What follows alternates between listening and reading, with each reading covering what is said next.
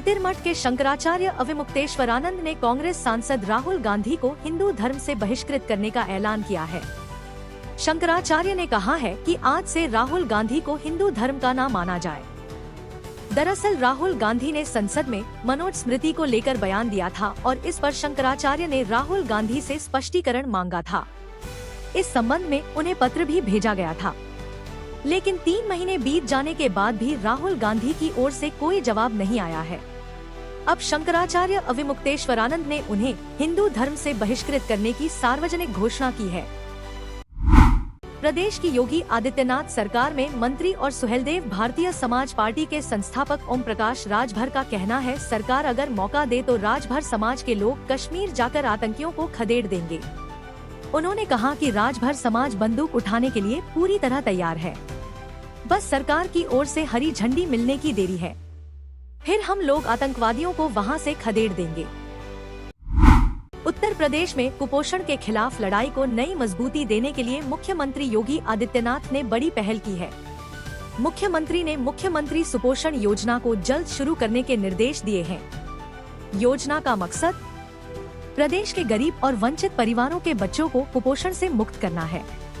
बैठक में मुख्यमंत्री ने स्पष्ट किया है कि 3 से 6 वर्ष के उम्र के बच्चों को हर सुबह पौष्टिक नाश्ता दिया जाएगा।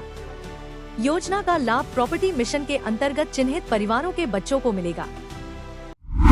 उत्तर प्रदेश में बन रही गंगा एक्सप्रेसवे की सड़कों पर अब सफर करना पहले से ज्यादा आसान होगा और आरामदायक भी। मुख्यमंत्री योगी आदित्यनाथ की सरकार इस महत्वाकांक्षी परियोजना में पहली बार स्विट्जरलैंड की अत्याधुनिक तकनीक का इस्तेमाल कर रही है। सड़क की गुणवत्ता की जांच अब निर्माण के दौरान ही हो जाएगी। खामी पाए जाने पर उसी वक्त सुधार होगा। इस तकनीक को लागू करने के लिए योगी सरकार ने स्विट्जरलैंड की मशहूर ETH ज्यूरिख यूनिवर्सिटी और RTDT लैबोरेटरी AG के साथ समझौता किया है। उत्तर प्रदेश में लोकसभा चुनाव जैसे नजदीक आ रहे हैं, वैसे दलित वोटों को लेकर सियासी घमासान तेज होता जा रहा है। ताज़ा मामला नगीना से सांसद बने चंद्रशेखर आजाद का है, जिन्होंने समाजवादी पार्टी की पूर्ववर्ती सरकार पर दलितों के साथ खुले भेदभाव का गंभीर आरोप लगाया है। चंद्रशेखर ने मुख्यमंत्री योगी आदित्यनाथ को पत्र लिखकर मांग की है कि 2012 से 2017 तक की सपा सरकार की नियुक्ति प्रक्रियाओं की जांच कराई जाए। पूर्व कांग्रेस नेता आचार्य प्रमोद कृष्णन ने कांग्रेस नेता चरणजीत सिंह चेन्नई के बयान पर प्रतिक्रिया दी है। उनकी प्रतिक्रिया चेन्नई के उस बयान पर आई है जिसमें उन्होंने सर्जिकल स्ट्राइक को लेकर शक जताया था। आचार्य ने कहा, पंजाब के पूर्व CM चरणजीत सिंह चेन्नई आतंकवादियों अलगाववादियों के साथ खड़े हैं। ये बहुत ही दुर्भाग्यपूर्ण है। पंजाब के एक पूर्व CM भारतीय सेना और भारत की वीरता पर सवाल उठाते हैं। इलाहाबाद हाई कोर्ट ने कहा कि कोई बीमा कंपनी प्रीमियम वसूल करने के बाद इस आधार पर दावा खारिज नहीं कर सकते कि पॉलिसी लेते समय जरूरी तथ्य नहीं बताए गए थे। तथ्यों को छुपाने अथवा नहीं बताने के आधार पर अनुबंध को अस्वीकार नहीं किया जा सकता। बीमा कंपनी पूरी जांच के बाद बीमा करती है। ये टिप्पणी न्यायमूर्ति की खंडपीठ ने की है। गंगा नदी पर लंबे समय से शोध कर रहे वैज्ञानिक का स्पष्ट कहना है कि गंगा पढ़ना सिर्फ गंभीरता से चिंतन करने की जरूरत है, बल्कि तत्काल इस पर महत्वपूर्ण निर्णय लेने की भी जरूरत है। इसे नदी से केवल हमारे सांस्कृतिक, आध्यात्मिक परंपरा ही नहीं जुड़े, बल्कि हमारा सामाजिक और भविष्य इस पर बहुत हद तक निर्भर करता है। गंगा के प्राकृतिक प्रवाह में बाधा आ रही है।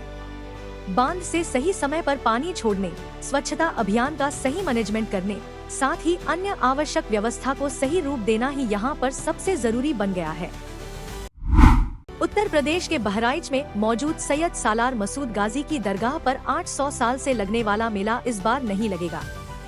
प्रशासन की ओर से सालार मसूद गाजी प्रबंध समिति को मेले के आयोजन की इजाजत नहीं दी गई है। इससे पहले कुछ हिंदू संगठनों ने इस मेले का विरोध किया था। प्रशासन की ओर से कहा गया है कि ये फैसला कानून व्यवस्था को देखते हुए लिया गया है। 129 साल की उम्र में बाबा शिवानंद का देहावसान हो गया है। वो पद्मश्री से सम्मानित थे, ब्रह्मचर्य का पालन करते थे, साथ ही दिनचर्या हमेशा से ही शिष्टकार जैसी रही। कभी दूध, चीनी और तेल से बना कोई पदार्थ नहीं खाया। आपको जानकर हैरानी होगी कि 2020 में अपोलो अस्पताल में अपने कोलकाता और चेन्नई सेंटर में बाबा का संपूर्ण मेडिकल परीक्षण किया गया था। उनकी रिपोर्ट से विशेषज्ञ चिकित्सक भी हैरान थे, क्योंकि उनके शरीर में कोई भी रोग नहीं मिला।